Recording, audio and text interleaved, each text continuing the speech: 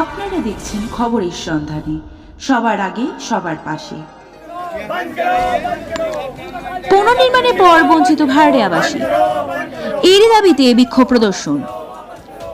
কলকাতা জোড়াসাঁকোর বিধানসভা কেন্দ্রে 23 নম্বর ওয়ার্ডের 73 নম্বর বটতলা স্ট্রিটের আবাসনের সামনে 27 জুন বৃহস্পতিবার এলাকার মানুষ রাস্তা অবরোধ করে বিক্ষোভ প্রদর্শন করতে দেখা গেল।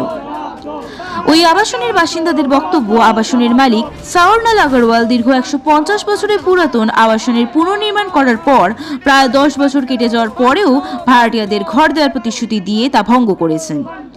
এই জন্য আবাসনের ভাড়াটিয়ারা পুনর্বাসনের দাবিতে ওই আবাসনের সামনে বিক্ষোভ প্রদর্শন করেন। তাদের বক্তব্য, প্রায় দীর্ঘ 10 বছর ধরে ওই আবাসনের পুনর্নির্মাণের কাজ সম্পন্ন হয়েছে, কিন্তু তারা তাদের বাসস্থান বা টাকা কোনোটাই পায়নি। তাদেরকে অন্যত্র ঘর ভাড়া নিয়ে থাকতে হচ্ছে, যেটা তাদের কাছে অত্যন্ত অসুবিধাজনক।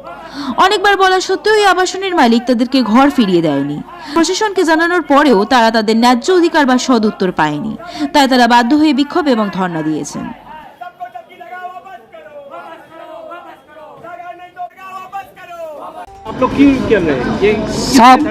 साहब हम लोग पुराने बासिंदे हैं 73 बतला स्ट्रीट के। हम लोग का जन्म इसी बिल्डिंग में हुआ है।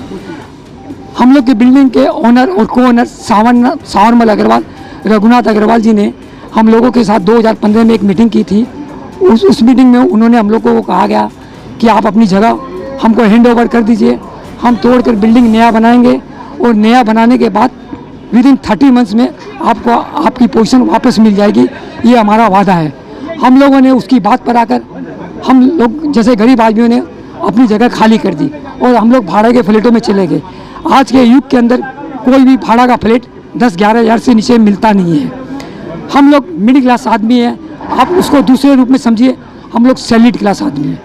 हम लोग की सैलरी आप इमेजिन कर सकते हैं 10 से 15 हज़ार के बीच में मैक्सिमम रहती है। उसके अलावा हम लोगों के फैमिली में माइनर बच्चे हैं, वाइफ है, अनमेरिड ब्रदर सिस्टर भी है। हम लोगों ने उसकी बातों पर आकर अपनी पोजीशन खाली करके उसको हैंड ओवर कर दी थी। 3 साल बाद हम लोग उसके पास गए थे, उसने कहा थोड़ा वेट करिए, मैं आपकी जगह आपको बना के देता हूँ। फिर हम लोगों ने 2 साल बाद फिर गए, फिर वो बोलता थोड़ा बर्दाश्त करिए, मैं आपको बना के दे रहा हूँ। फिर हम लोगों ने फिर पहुँचा उनके पास कि साहब अब तो जगह बन गई, अब तो हमको हमारी जगह वापस दीजिए। तब वो हमको बोलता है बरबल बातों में कि देखिए आप हमसे ज़्यादा बोलिए मत, आप हमसे ज़्यादा हॉट वार करिए मत, नहीं तो आप कोर्ट में जाइए, हमको जैसे ही जगह समझ में आएगी हम आपको दे देंगे।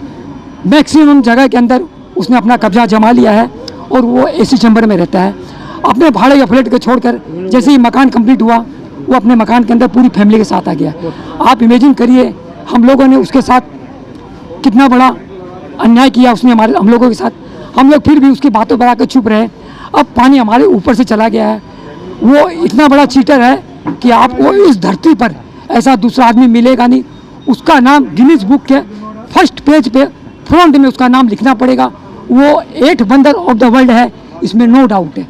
1 नंबर का वो हमारे साथ दागाबाजी किया है। वो 1 नंबर का हम लोग उसको बोलने पे मजबूर है कि चीटर है। আচ্ছা, এরা বলছে যে আমাদের পুনর্বাসনা দিন অথবা টাকা দিন, এইটা কি ওরা কি পাবে না? আপনি না, ওরা ঠিক বলছে। ওরা বলছে যে আমাদের পুনর্বাসন দিন অথবা আমি বলছি ওরা ঠিক বলছে। ওরা আমার টেনেন্ট, ঠিক আছে। আমার বাড়িতে 5 তলাতে ওদের জায়গা ছিল, এখনও আছে। আমি ওটা বিক্রিও করিনি, কাউকে ভাড়াও দিইনি, কিন্তু কর্পোরেশনের 400 কেস চলছে কোর্টে। এরা সবাই জানে, আজ পর্যন্ত আসেনি, তাহলে এরা সবাই জানে এরকম একটা ব্যাপার।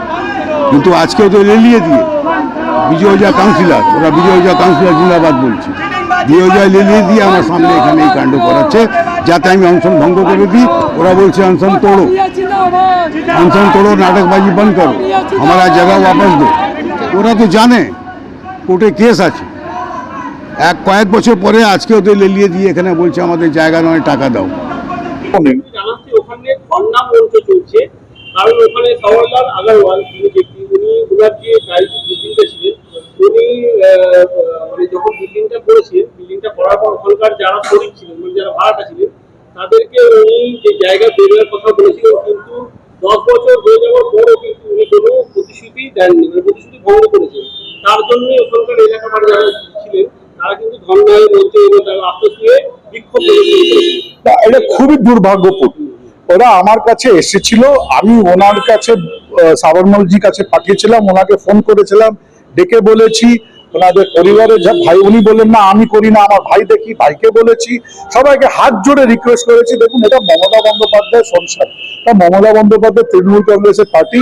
কোনো মানুষকে যদি কষ্ট হয়, আমার ফার্স্ট ধর্ম হচ্ছে এই মানুষের কষ্টটা দূর করা। আপনার মামলাটা কোর্টে হতেই পারে, কিন্তু মানবিকতা, একটা ইনসানিয়তে দিয়ে ওনারকে একটু আপনি যদি ছক দিয়ে দিন, ওনার টেম্পোরারি কিছু অ্যারেঞ্জমেন্ট করে দিন, ওটা করতে গেলে তো কোর্ট কোনোদিন না, ওটা তো কোর্ট কোনোদিন বারণ করেনি। আপনি যদি মানবিক হতে চান, আপনি যদি ইনসানিয়ত করতে চান, আপনি যদি ওনার সঙ্গে একটু সাহায্য করতে চান, ওই জন্য তো কোর্টে কোনো বারণ নেই। আমি তো কোনো কাগজ দেখিনি কি কোর্ট বারণ করেছে। ওরা আজকে রাস্তাঘাটে নামছে, থাকছে, ওনার কোনো বিল্ডিং এর ছাদে থাকছে, যেখানে বৃষ্টি হচ্ছে, অনেক কষ্টের মধ্যে আছে, মহিলাদের আছে, 10 বছর দিকে বেড করছে। অনেক বছর ধরে তারা পঞ্চায়েত তো ওনাকে কি আপনি নিজে অনশনটা আপনি নিজে কষ্ট দেখছেন, অন্য এই যে 16 জনের কষ্ট আপনার জন্য যে আপনি দেখতে পাচ্ছেন না। আপনি সামারমল বাবু, আপনি অনেক পুরনো লোক, আপনি খুবই বুদ্ধিমত লোক, আপনি বলা পলিটিক্সে আমার দিকে অনেক সিনিয়র, অনেক আপনি যাকে আমি বলে আমি অনেক চাওয়াল দেখেছেন, অনেক উনি দেখেছেন, অনেক অভিজ্ঞতা আছে। আর আমি যত জানি উনি খুব রিসপেক্টেড আর খুব রেসপন্সিবল লোক। কিন্তু এই ট্যালেন্টের ব্যথাটা শুনে আমার মনে হচ্ছে সামারমল বাবু, আপনার সবার মাধ্যমে আমি অ্যাপিল করছি, এটা আপনি একটা আলাদা করে চিন্তা ভাবনা করুন। এনার অ্যাকোমোডেশনের ব্যবস্থাটা আপনাকে করতেই হবে। কেন দেখুন, আমাদের একটা হিন্দিতে একটা বলার আছে, রঘুকুল রীত সদা চলি আই, প্রাণ যায় পর বচন না যায়, মানে শ্রীরাম দিকে আর ওনার দিকে আগে একটা কথাই আছে কি, একবার মানুষটা জবাব দিয়ে দেয়, কথা দিয়ে দেয়, আমাকে প্রাণ দিয়ে আমার কথা রক্ষা করতে, যেই মমতা বন্দ্যোপাধ্যায় অনুসরণ করে। আমি বলছি কি, আপনি সামর বাবু, আপনি আপনার পরিবারের সঙ্গে বসুন, আর এই 16 জনকে নিজের পরিবার ভেবেন।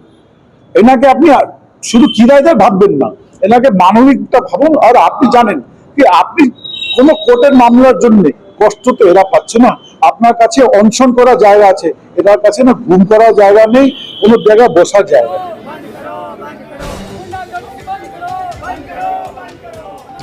কলকাতা থেকে সৈকত দাসের রিপোর্ট, খবরের সন্ধানী।